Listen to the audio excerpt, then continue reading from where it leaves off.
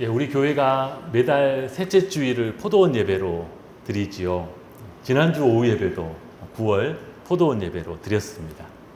포도원 예배를 마치고 나면 우리 포도원 일꾼분들이 포도원 예배 보고서를 작성해서 거기서 나누어진 내용들이나 기도 제목을 정리해서 제출을 해 주십니다. 거기에 보면 많은 기도 제목들이 그냥 기도 제목이 아니죠. 우리 성도님들이 늘 기도하는 제목, 늘 마음에 담고 있는 제목, 또 같이 기도해 주기를 원하는 제목들을 그곳에 다 함께 모아서 기도하고 또 제출도 해 주시는데요. 거기에 어떤 기도 제목 내용이 많을까요? 물론 갑자기 당한 어려운 일이나 해결돼야 될 문제에 대한 급한 기도 제목도 있지만 대부분은 우리가 가장 사랑하는 사람들을 위한 기도 제목들입니다. 사랑하는 내 가족, 가까이 있는 내 남편, 내 아내, 또 떨어져 있지만 늘 기도하는 내 부모님. 그 중에서도 단연코 가장 많은 기도 제목은 누구를 위한 기도 제목일까요? 예, 내 자녀들을 위한 기도 제목들입니다. 여러분, 지난주 예배 때도 대부분 여러분 자녀들에 대한 기도 제목들을 나누셨죠? 자녀들이 어린 경우에는 하나님, 내 자녀가 건강하게 자라고 믿음 안에 자라고 지혜롭게 자라게 해주옵소서. 또 졸업을 앞두고 있으면 하나님, 졸업 이후에 어렵다는 취업의 문이 잘 열릴 수 있도록 하나님 도와주십시오. 또 군복무로 아들을 멀리 떠나보낸 부모님들은 가장 중요한 제목이 항상 그것입니다. 하나님, 내 아들 제가 지킬 수 없으니 하나님이 지켜주십시오.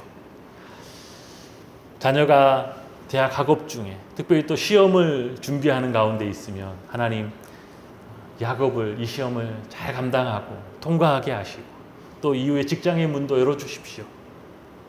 때로는 출가한 자녀들, 또 어릴 때는 정말 믿음 안에 자랐지만 지금은 예배의 자리를 지키지 못한 자녀들을 바라보면서는 하나님, 어릴 때 믿음을 다시 회복할 수 있도록 하나님이 이끌어 주시고 하나님의 사람으로 다시 쓰임받게 해주옵소서. 이런 기도 제목도 많습니다. 또 내 아들이, 내 딸이 좋은 배우자를 만나 믿음의 가정을 이루게 해주옵소서. 예. 여러분, 이런 기도 제목들을 대부분 여러분 마음에 품고 늘 주님 앞에 엎드릴 때마다 아마 그런 기도를 하고 계실 것입니다. 사실 그럴 수밖에 없는 것이 우리의 자녀들을 생각할 때마다 우리 마음에 우리가 갖게 되는 그 사랑은 그 자녀가 처음 태어나서 지금에 이르기까지 모든 순간순간을 함께 옆에서 보내고 양육하고 키우면서 쌓아온 그 시간의 두께만큼이나 여러분의 마음에 쌓여있는 사랑이죠. 이렇게 자식들이 다 귀하고 사랑의 대상이지만 가끔 언론을 통해서 특별히 더 귀하다라는 자식들에 대한 이야기를 듣습니다. 어떤 자식들이냐? 아주 늦게 얻은 늦둥이들.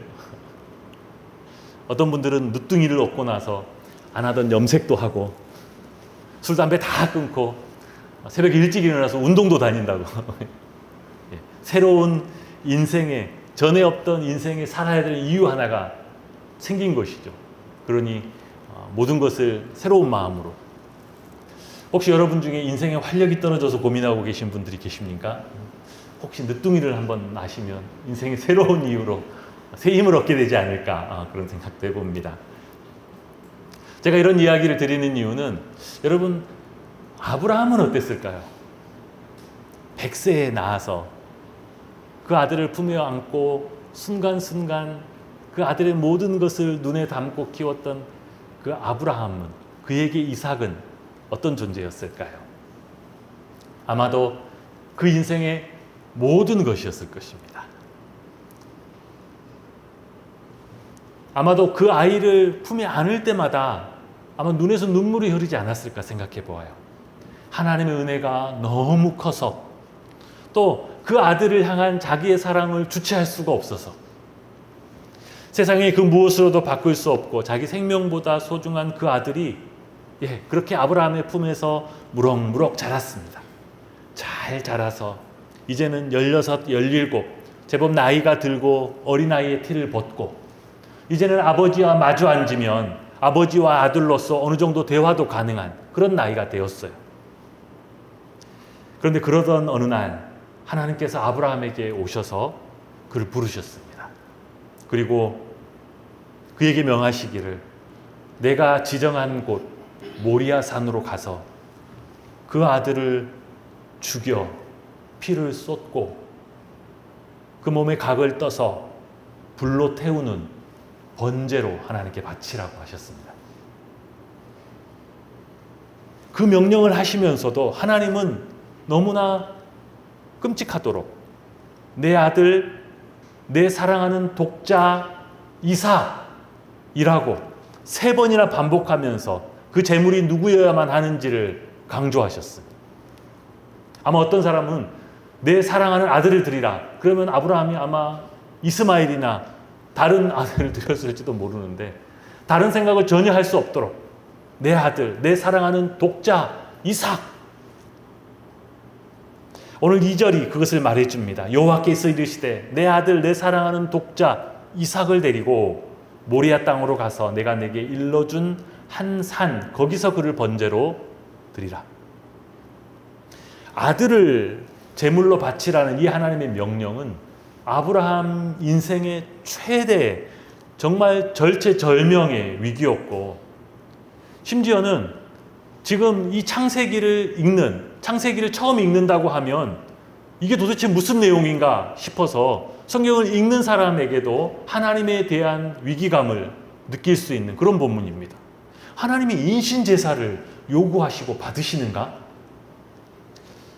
그 죄악과 부패의 상징인 가나안 땅에서 창궐했던 그 악한 이방 우상들의 문화인데 그런데 지금 사람을 바치는 그 제사를 하나님이 직접 요구하신다는 말인가? 천지의 주제이신 엘샤다이의 하나님이 그 신실하시고 거룩하신 그 하나님이 어떻게 그런 명령, 그런 요구를 할 수 있다는 말이냐? 결론부터 말씀드리면 하나님은 결코 그런 분이 아니십니다. 하나님은 구약 율법 레위기 20장을 통해서도 분명하게 말씀하셨습니다. 자식을 몰렉과 같은 우상들에게 제물로 바치는 자는 반드시 죽일지니라. 만약에 내가 너에게 명령한 대로 그런 우상 숭배자, 그런 인신제사를 드리는 자를 돌로 쳐 죽이지 않으면 그들을 못 본 채 눈 감고 용인한다면 내가 그 백성 전체에게 진노하리라. 이것이 하나님의 말씀이었습니다. 그러니 결단코 하나님은 인신제사를 받으시거나 요구하거나 용납하시는 분이 아니시지요. 그런데 하나님은 아브라함에게 찾아오셔서 그의 아들 이삭을 번제로 드리라고 너무도 명확하게 말씀하셨고 또 아브라함은 정말 말도 안 되게 그 말씀에 어떤 이유를 달지 않고 순종의 길을 걸어갑니다. 그런 명령을 들었을 때 하나님 저는 그렇게 못하겠습니다. 이렇게 막 반항을 한다든지 아니면 정말 하기 싫은 것을 억지로 떠밀려서 한다는 그런 모습이 아니라 아브라함의 순종은 심지어 온 마음과 정성을 다하는 것 같은 그런 행동이었습니다. 우리가 읽은 본문 안에서도 아브라함의 진심 어린 순종의 모습을 3가지 단면을 통해서 우리가 확인해 볼 수 있는데 첫 번째는 3절에 보면 그 명령을 들은 아브라함이 그 다음날 어떻게 했어요? 아침에 일찍이 일어났습니다. 즉 지체하지 않았어요. 하기 싫은 일, 먼 길을 가야 하는 일을 늦게 일어나서 꿈을 대고 그렇게 시간을 보내고 아이고 오늘은 시간이 벌써 이렇게 됐네. 오늘은 못하겠네. 하기 싫은 일 그렇잖아요. 하기 싫은 일을 새벽같이 일어나서 하는 사람이 어디 있습니까? 민기적거리고 시간 끌고 그렇게 시간 보내다가 아이고 오늘은 못하겠네. 다음에 시간 나면 하지. 아브라함은 그렇지 않았어요. 이 일을 아침 일찍이 일어나서 서둘렀습니다. 또 3절 후반부에 보면 그 이삭을 데리고 모리아 산으로 출발하면서 번제에 쓸 나무를 쪼개어서 그것을 가지고 출발했습니다. 왜 그랬을까요? 가나안에 있는 많은 산들은 거의 바위산입니다. 번제로 제사로 드려야 되는데 정작 그 산 꼭대기에 올라가면 뭐가 없어요? 번제로 드릴 나무가 없는 것이죠. 그러니 그냥 번제 없이 나무 없이 올라가서 아이고 하나님 제가 순종하려고 여기까지 왔는데 하나님 아시죠? 근데 나무가 없어서 어떡하겠습니까? 여기까지 하고 끝내겠습니다. 네. 그런 불순종의 여지 혹 끝까지 순종할 수 없는 상황들을 다 계산하면서 지금 그 길을 가고 있는 것입니다.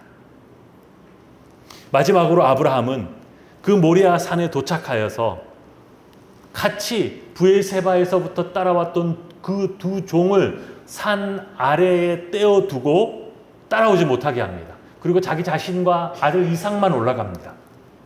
오늘 5절 말씀이죠. 아브라함이 종들에게 이르되 너희는 나귀와 함께 여기서 기다리라. 왜 종들을 따라오지 못하게 했을까요? 마지막 순간, 가장 결정적인 순간 방해가 될 수 있기 때문입니다. 아무리 주인의 말 잘 듣는 신실한 종들이라 하더라도 갑자기 주인이 돌변해서 칼을 들고 자기 아들을 죽이려고 한다면 분명 그 종들이 온몸으로 막으려고 할 것입니다.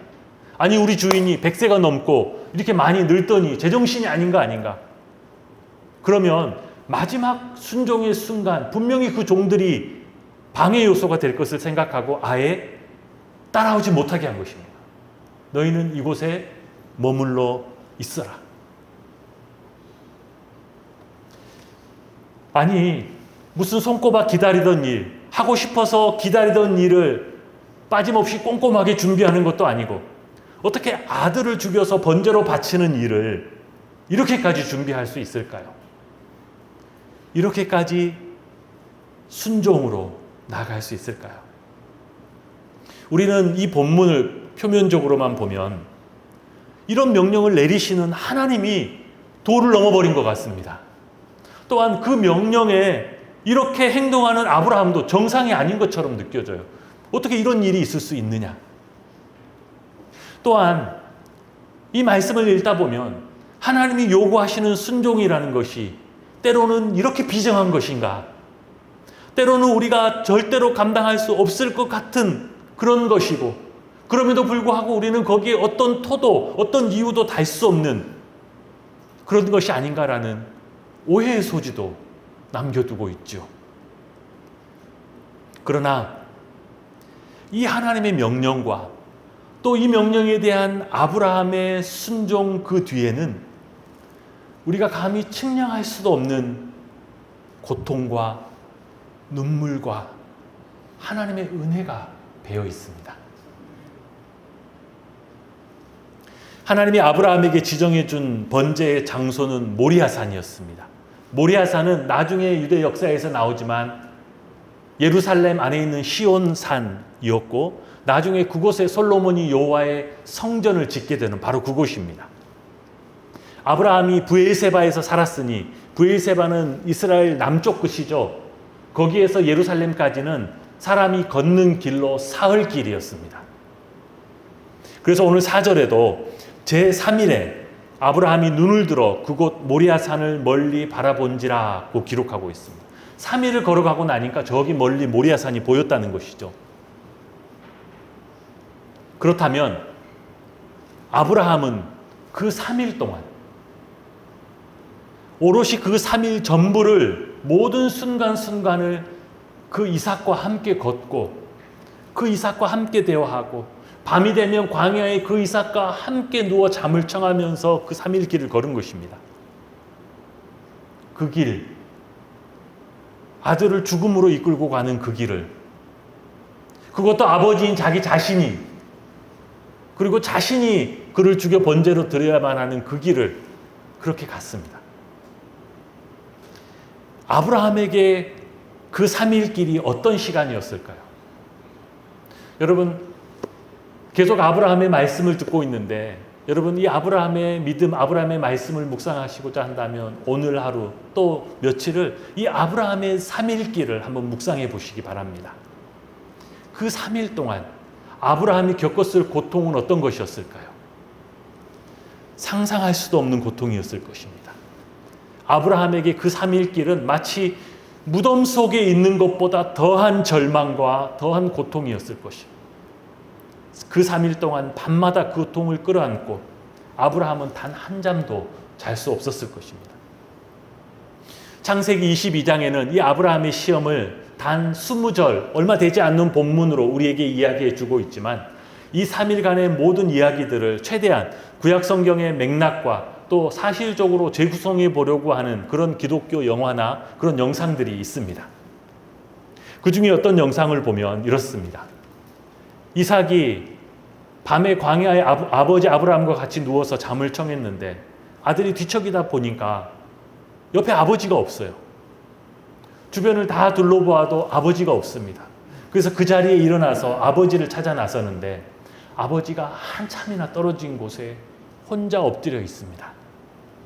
어느 정도 거리냐? 아무리 기도하고 울부짖어도 들리지 않을 만큼 거리. 그곳에 혼자 엎드려 통곡을 하고 있는데 밤이 새도록 그러고 있는 것입니다. 하나님, 왜 이삭입니까? 하나님 어떻게 저에게 이삭을 바치라고 할 수가 있습니까? 누구보다 하나님이 가장 잘 알고 계시지 않습니까? 내가 본토 친척 아비의 집을 떠나면서부터 내 인생의 유일한 희망이자 내 인생에 하나 있는 기쁨, 내 인생의 모든 것이 그 아들이 아닙니까? 처음부터 하나님이 약속하신 것이었고 그 약속대로 하나님이 저에게 주신 아들이 아닙니까? 하나님이 그렇게 주셨다가 이제 와서 지금 다시 하나님께 바치라고 하면 그러면 저는 이제 어떻게 살아가는 것입니까? 아브라함은 계속해서 이유를 묻습니다. 왜? Why? 하나님 왜? 여러분, 초등학생 하나를 야단치더라도요, 야단을 치려면 이유를 말해줘야 됩니다. 회초리 한 대를 대더라도 왜 이 회초리를 맞는지 이유를 얘기해줘야 돼요. 여러분, 이유도 말하지 않고 막 야단치면 뭐라고 그러겠어요? 왜 그러는데요? 왜 제가 이 야단을 맞아야 되는데요? 왜 저에게 이 회초리를 드는데요? 당연히 이유를 묻지 않겠습니까? 어린아이 하나를 야단치고 무언가를 요구할 때도 이유를 말해줘야 해요. 그런데 사랑하는 독자 아들을 바치라고 하면서도 하나님은 이유를 말해주지 않습니다. 그 이유가 없어요. 하나님, 이유 없이 어떻게 아들을 죽일 수가 있습니까? 죄 없이 아무 이유 없이 죽어야 하는 사람이 어디 있습니까? 이유가 무엇입니까? 이유가 있어야 할 것이 아닙니까? 무언가 하나님 필요하셔서 달라고 하시면 하나님 제 재산의 전부라도 드리겠습니다. 무슨 죄값을 치러야 하는 일이 있다라면 하나님 제 생명을 드리겠습니다. 아브라함이 그렇게 몸부림쳤을 것을 생각한다면 우리는 이런 염려도 할 수 있어요. 혹 아브라함이 이 고통, 이 시험을 견디지 못하고 영적으로 파산해 버릴 수도 있다라는 염려입니다. 완전히 무너져 내려버리는 것이죠. 하나님, 제가 지금까지는 하나님 말씀 붙들고 믿음으로 여기까지 왔는데 더 이상은 못하겠습니다. 하나님, 이제 여기까지만 합시다. 이제 더 이상 저에게 뭘 요구하지 마십시오. 저 믿음도 하나님에 대한 그 어떤 것도 이제 다 잊어버리고 다 내버리겠습니다. 이제 하나님 없이 살겠습니다. 아니, 그러지 않겠습니까?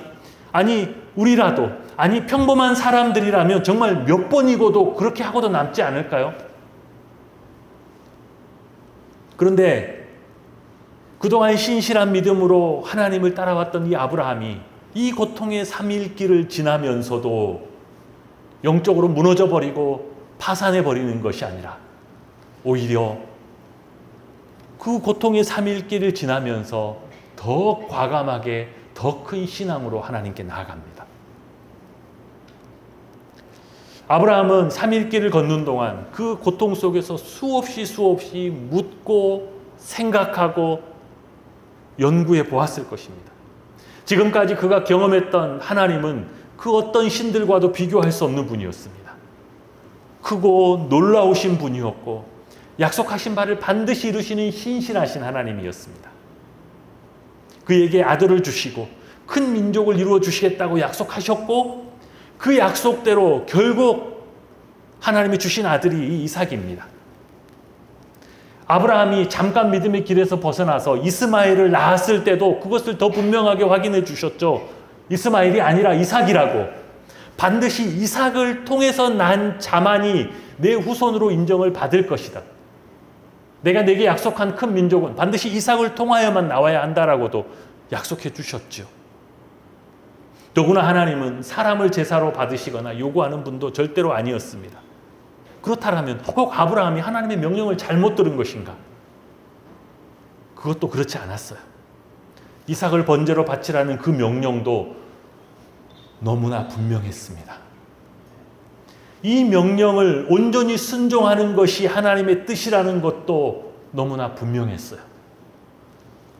이제는 모리아 산 아래까지 왔고 이제 사랑하는 아들 이삭을 죽여 번제로 바쳐야 할 시간이 곧 다가오고 있습니다.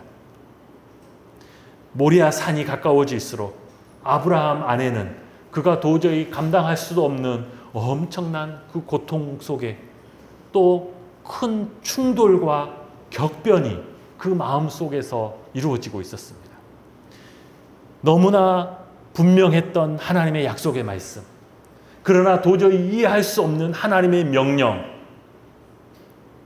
그리고 그 사이에서 이제 다가오고 있는 아들 이삭의 죽음, 그리고 그가 가야 할 그 순종의 길.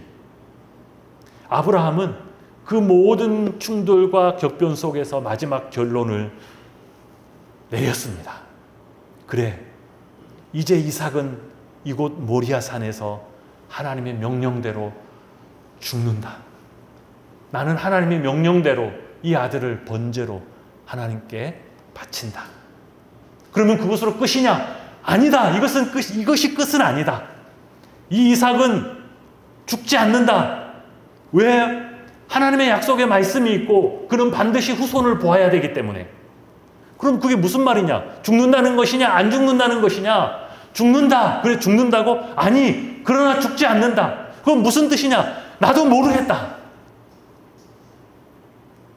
하나님의 약속의 말씀은 죽지 않는 것이고 하나님의 명령은 그를 번제로 바치는 것이다. 그러니 죽지만 다시 산다. 이렇게 아브라함은 죽음과도 같았던 그 고통 속에서 어느 쪽도 포기할 수 없는 하나님의 명령과 하나님의 약속의 말씀 둘 다 모두를 붙들고 신구약 성경 전체에서 최초로 부활신앙을 가지고 이 시험을 통과하게 됩니다. 죽는다. 그러나 다시 산다.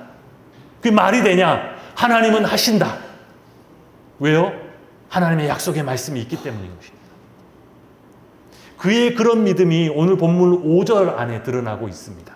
우리 5절 말씀을 같이 한 목소리로 같이 읽어봅니다. 시작. 이에 아브라함이 종들에게 이르되 너희는 나귀와 함께 여기서 기다리라. 내가 아이와 함께 저기 가서 예배하고 우리가 너희에게로 돌아오리라 하고, 내가 아이와 함께 저기 가서 예배하고 내가 이삭을 번제로 하나님께 바치고, 그리고 어떻게 한다고요? 그리고 우리가, 내가 아니라 우리가, 즉 나 아브라함과 내 아들 이삭이 함께 너희에게로 돌아오리라.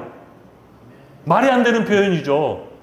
가서 예배하면 이삭은 죽고 없어지고 끝인데 어떻게 둘이 같이 돌아와요? 그런데 아브라함은 하나님의 명령대로 내가 가서 이삭을 번제로 바치고 예배하고, 그러나 내가 그 이삭과 함께 너희에게로 돌아올 것이다 라고 말하고 있습니다. 아브라함은 결코 통과할 수 없을 것 같았던 그 죽음과도 같은 그 시험을 부활 신앙으로 이기고 나온 것입니다. 그러니 성경에서 말하는 부활 신앙은 예수님이 부활하실 때 처음 성경에 나오는 것이 아니라 믿음의 조상 아브라함을 불렀을 때부터, 아브라함의 믿음과 삶을 통하여서부터 우리 가운데 드러나고 증거된 신앙이지요. 그러면 우리는 이런 질문을 할 수 있습니다. 그러면 하나님은 왜 아브라함에게 이런 명령을 하신 것인가? 단순히 그동안 수십 년 아브라함과 함께 해오고 그를 훈련시켜 왔으니까 이제는 도대체 어느 정도까지 순종할 수 있는지 한번 시험해보고 싶으셨던 것일까요? 하나님은 아브라함을 처음 부르실 때부터 계획과 꿈을 가지고 계셨습니다. 창세 이후에 죄악으로 하나님을 버리고 떠나버린 땅의 모든 족속들을 향한 구원의 계획, 그들을 다시 하나님의 백성으로 회복시키실 계획을 갖고 계셨고, 그 계획을 이루기 위한 처음 시작으로 아브라함을 부르신 것입니다. 그래서 그와 그의 후손을 통해서 땅의 모든 족속이 복을 얻게 될 것이라고 약속하셨는데, 그 약속은 아브라함에게 주신 약속이기도 했지만 하나님 당신의 계획이었습니다. 그러니 아브라함과 그의 후손은 그들 자체가 축복의 대상이었고 동시에 그들 자체가 축복의 통로였습니다. 그 하나님이 가지고 계셨던 그 구원의 계획은 아브라함의 아들을 바쳐서가 아니라 하나님 당신의 아들을 통한 그의 고난과 그의 피 흘림과 그의 대속이라는 방법, 즉 십자가의 죽음이라는 방법을 통해서였습니다. 하나님은 그 구원의 계획을 시작하면서 아브라함을 불렀습니다. 그리고 이제 아브라함의 인생, 아브라함의 신앙 그 정점에서 이제 그 하나님의 마음 속에 있는 구원의 그 큰 드라마, 구원의 그 대서사시, 그 하나님의 계획을 역사의 한 장면으로 아브라함을 통해서 미리 보여주고 있는 것입니다. 모리아산 꼭대기에서 아브라함이 그 주체할 수 없는 고통 속에서 그 사랑하는 독자를 죽이려고 했을 때 성경은 하나님의 사자가 개입해서 그를 급하게 말렸다라고 기록하고 있습니다. 그러나 저는 아브라함이 눈물과 그 고통 속에서 사랑하는 독자 그 이삭을 죽이려고 했을 때 창조주 하나님이 그를 붙들고 함께 우셨다라고 생각합니다. 왜 하나님이 우셨을까요? 왜냐하면 아브라함의 그 모습이 바로 하나님 당신의 모습이기 때문입니다. 그 제단에서 드려져야 할 제물은 아브라함의 아들이 아니라 하나님 당신의 독생자 예수 그리스도이시기 때문인 것이죠. 아브라함에게 죽음과도 같고 무덤과도 같았던 그 3일길의 고통은, 그 부르짖음은 모두 다 실상 하나님의 고통이요 하나님의 부르짖음이었습니다. 이사야 41장에는 하나님께서 아브라함의 후손인 이스라엘을 부르면서 깜짝 놀랄 만한 표현을 쓰시는데요.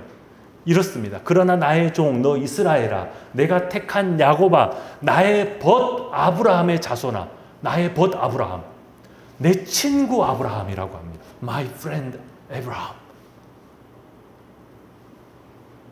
어떻게 피조물, 더구나 죄인인 인간이 창조주의 친구로 불릴 수 있겠습니까? 말도 안 되는 것이죠. 그런데 하나님께서 친히 아브라함을 가리켜 뭐라 그래요? 내 친구 아브라함. 어떻게 그렇게 부를 수 있었을까요? 여러분, 내 친구 할 때는 어떤 걸 의미하는 거예요? 나의 모든 내 마음속에 있는 것들을 다 함께 알고 이해해주고 공유하고 나에게 힘이 되는 그가 내 친구이지요. 하나님이 보시기에 아브라함만은 그 아들을 제물로 내어놓고 죽음에 이르게 하는 그 아버지의 고통을 알고 있기 때문이죠. 아브라함, 그래도 너는 알지. 너는 내 마음 알지. 아들을 이렇게 내어놓는 아비의 마음이 무엇인지. 친구야, 너는 알지. 이것이 하나님의 마음이었던 것입니다. 아브라함 인생의 가장 큰 사명이자 아브라함 인생에서 가장 위대한 성취는 바로 이 시험을 통과하면서 하나님이 계획하고 작정하고 계신 구원의 그 대드라마를 자기의 인생의 한 순간으로 구현해낸 것이죠.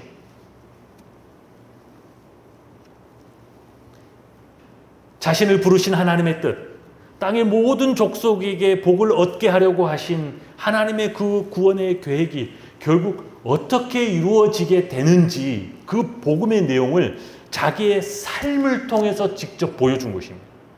아브라함은 그 구원의 역사에서 하나님의 배역을 자기 아들 이삭을 걸고 역사의 한 장면으로 만들어낸 것이죠.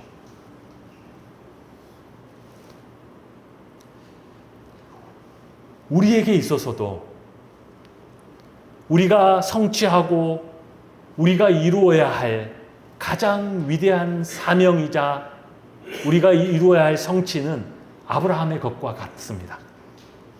아브라함의 것과 같다는 것은 우리도 똑같이 아브라함과 같이 자식을 바쳐야 한다는 뜻이 아니라 아브라함이 이제 나타날 하나님의 구원의 복음을 자신의 삶으로 이 세상에 구현해 낸 것처럼 우리 역시 하나님이 이루시고 우리에게 주신 이 구원의 복음을 우리의 삶으로 구현해 내어야 하는 것입니다. 하나님의 복음이 우리 가운데 주어졌고 이 복음이 이제 우리의 삶을 통하여 증거되고 구현되고 드러나야 합니다. 그 복음이 우리 가운데 주어졌을 때 이전에 하나님 없이 살던 죄악의 사람들이 아니라 이제는 하나님의 백성으로서 그리스도를 닮아가는 사람으로 살아야 합니다. 이전에 성품을 내려놓고 내 교만을 깨트리고 내 죄악을 이기고 그리스도의 성품을 따라가기 위해서 엎드려 겸손을 구할 때 그때 우리가 마치 아브라함이 그 순종의 모리아 산을 오른 것처럼 우리 역시 모리아 산을 오르는 것입니다. 우리가 하나님의 복음을 내 삶을 통하여 증거하고 내 삶을 통하여 그 복음이 이 세상 가운데 역사하도록 할 때 그것이 우리가 아브라함처럼 그 모리아 산을 오르는 것이에요. 우리가 내 삶을 통하여 복음을 증거하고 우리가 함께 모여서 복음을 위하여 기도하고 우리가 함께 모여서 토요일 날 이 주변을 위해서 기도하고 복음을 증거할 때 그 작은 것들이 우리가 이루어야 할 우리 인생의 가장 위대하고 우리가 이루어내야 할 사명인 것이죠. 그것들 역시 고난과 고통과 역경이 함께 할 수 있습니다. 그러나 이 복음으로 살아가는 것, 이 복음을 드러내고 이 복음이 역사하게 하는 것, 이 복음을 통한 하나님의 계획이 이 온 땅에 이루어지게 하는 것, 그것이 우리의 삶의 가장 위대한 순종이요 우리의 삶의 가장 아름다운 하나님이 기뻐하시는 성취가 될 줄 믿습니다. 이 시간 우리 함께 찬양하고 함께 기도하겠습니다. 우리 보좌 앞에 모였네 함께 찬양합니다.